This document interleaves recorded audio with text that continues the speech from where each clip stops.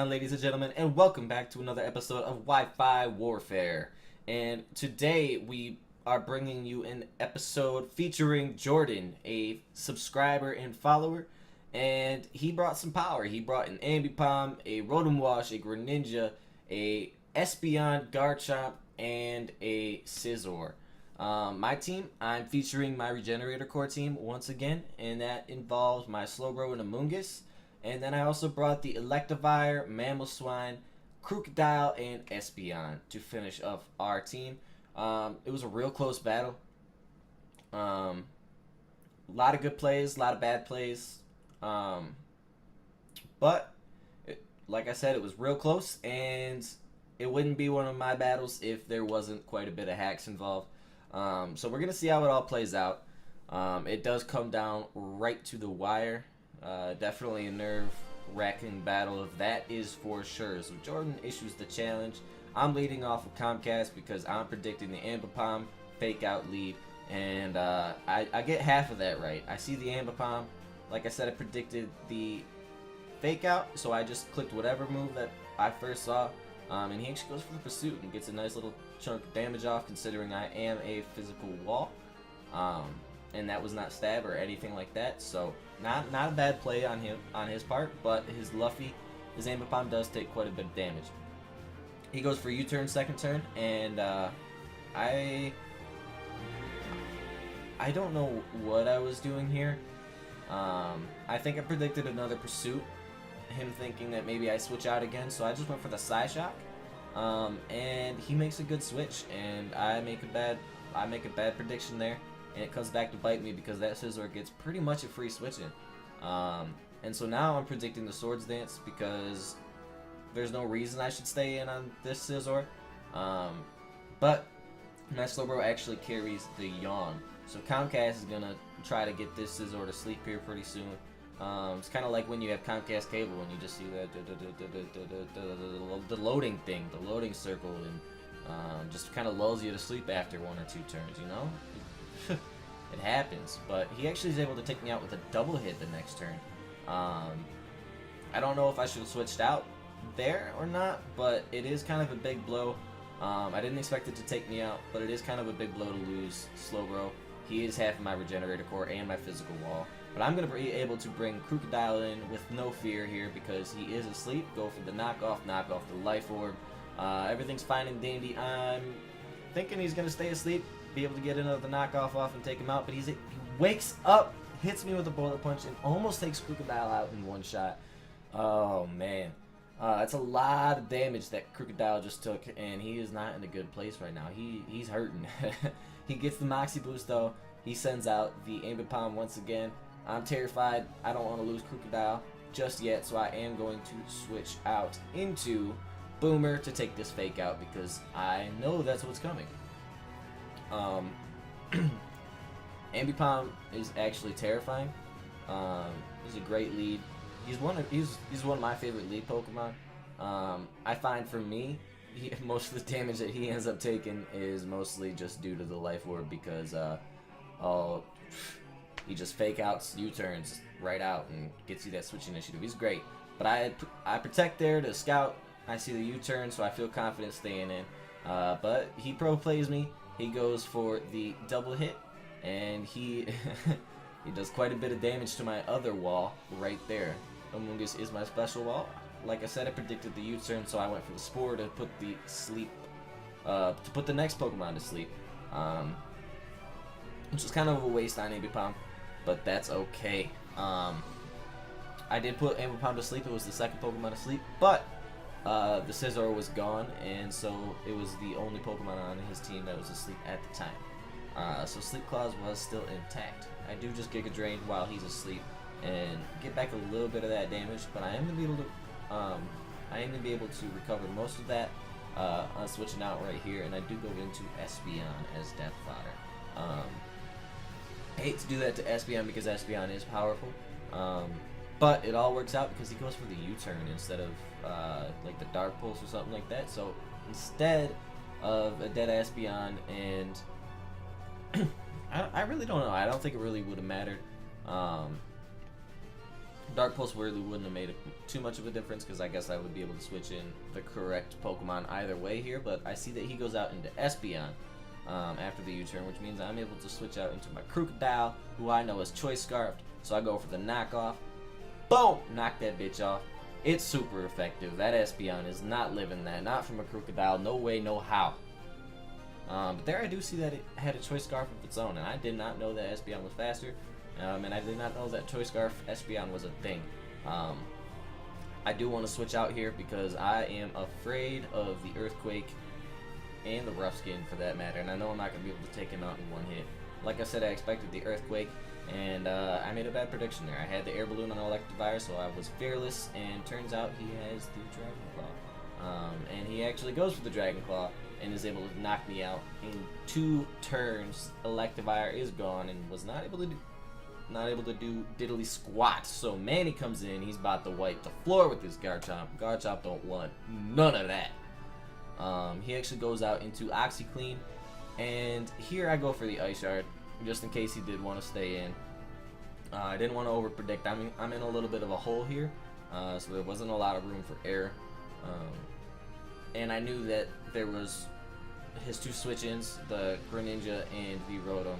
I knew that Boomer could come in here and take a hit from either one of them. So that's what I do. I bring in OxyClean, and he actually sets up I bring in Boomer into face his OxyClean, while his OxyClean sets up a Reflect. Sorry for stumbling upon my words there. But I get a little bit of health back from the Black Sludge. He's going to go for the Volt Switch. Boomer's going to eat it up. That is not very effective. And he's going to switch right into his Garchomp, and I'm going to make the Garchomp go to sleep. Spore and Yawn have come in a lot. They've come in handy this game, that's for sure. They're real helpful. And as long as you're not being a jerk and putting everybody to sleep at the same time, it's okay. It's annoying, but it's okay.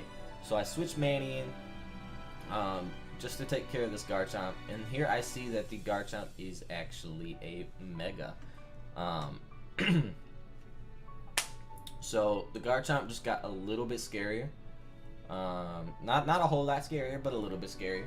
But he's gonna withdraw this turn, not wanting to take the Ice Shard or the Icicle Crash. But this time I actually stuck with the Ice Shard here. But for a second I thought I might have gone for the Icicle Crash. But I did stick with the Ice Shard because Ice Shard is a 2-hit kill on a Mega Garchomp every single time anyway, and I didn't want to risk missing. So I'm going to switch back out into Boomer, expecting the Hydro Pump, and I actually got a Will-O-Wisp. I wasn't expecting that, but that's okay. Boomer doesn't really care too much about the Will-O-Wisp. Not much at all, actually. And the Reflect does wear off there, which is fine. Which is real nice for me. Is I actually completely forgot about that when my Mamoswine was going for the Ice Shards. So I guess it all kind of works out. Garchomp would have lived those Ice Shards. It wouldn't have done nearly enough. I'm gonna go for the Giga Drain, hoping to take the Rotom out and take care of that because it is a problem. But he switches into the Garchomp and takes some neutral damage from that, and he takes it just fine. Pretty easy switch in there for the Garchomp. I go for the Protect, thinking that it's the Garchomp's turn to wake up, but he stays fast asleep. Bad predictions on my part, man. They definitely caught up to me. Or at least they're starting to catch up to me because made a lot of misplays, and he's made a couple good plays. So I actually thought he was gonna wake up this turn and I would live the Earthquake, but no, he's asleep. I need to learn how to count. I need to learn how to figure out how many turns a Pokemon's gonna stay asleep. But he does wake up this time, and I finally get it right, and I'm able to hit him with the Spore once again. And I know I'm playing kind of cheap, but I'm in a hole, and I gotta do what I gotta do. You know, you feel? So Boomer almost gets taken out by that Earthquake and the burn damage, so I'm gonna switch out. I need that health back on the Regenerator, and so here we go. I got Manny in here. I'm expecting the Rotom Wash once again. So here Here's where I finally caught on, finally made a smart play. I'm going to switch right out into Boomer. And get him on that double switch. Oh. No, it wasn't Boomer. I went into Crooked out because I had Choice Scarf and I'm able to get the knockoff off. That's what it was, but it doesn't do nearly enough. Oh man, I'm struggling. I can't even remember what plays I made. He's able to set up another Reflect, which is a bit of a problem because of my Mammal Swine. This time I'm pretty sure I'm a little more aware of it. I just go for another knockoff. Crocodile's not going to do me a whole lot of good at this point. So I do just let him go down, get a little bit more damage with the knockoff. Send Boomer out here once again. I know I can live anything that this thing wants to dish out. And so I stay in there, take the Volt Switch. It's not very effective. Boomer's hungry. Boomer's eating up all the Volt Switches. And he's going to go right back out into his Garchomp. So there's a lot of switching going on. I'm going to Giga Drain just to get a little bit of health back.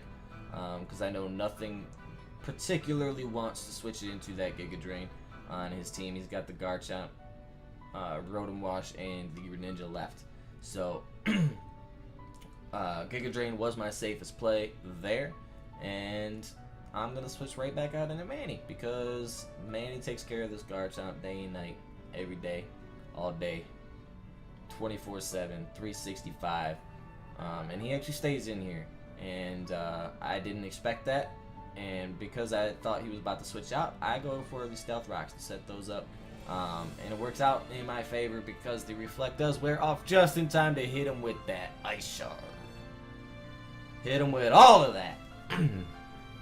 Manny is powerful. I love Manny, specifically for dealing with Garchomps. And so, I know I outspeed. I'm pretty sure an Ice Crash could take him out. And in fact, it lands and it does take him out. So I'm feeling good. I have a Focus Sash, man. I have the Focus Sash on Manny. I'm feeling good. This Greninja doesn't stand a chance, or so I think. He goes for the Dark Pulse and... wait for it.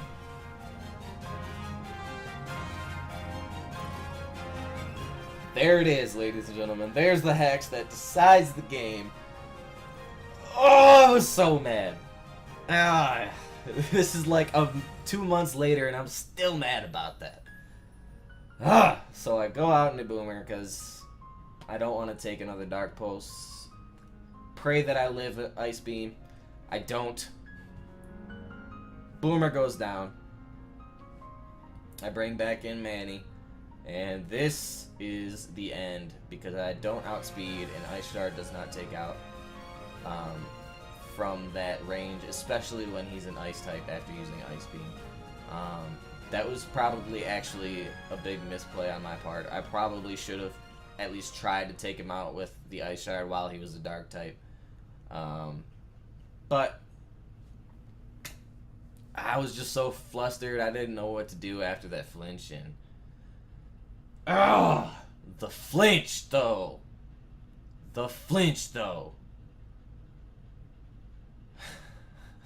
But it was a great battle. Props to my man Jordan for taking the W, handing me an L. We lost the battle. We lost the battle, but the war is never over. We got plenty more content coming your way, plenty more battles, and this war will continue. This war will go on, and we will not give up. So until then, ladies and gentlemen, peace.